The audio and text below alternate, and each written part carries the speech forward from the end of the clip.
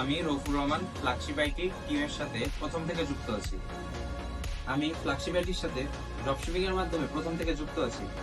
Dropshipping হলো একটি ব্যবসায়িক মডেল যেখানে আপনি পণ্যগুলি স্টক না করে বিক্রি করতে পারেন। আমি এবং আমাদের টিম আলহামদুলিল্লাহ এই মাসের যে টার্গেট ছিল আমরা সেটা ক্রস করেছি। তাহলে রৌফ, আপনার লাস্ট মান্থে আর্নিং কত ছিল?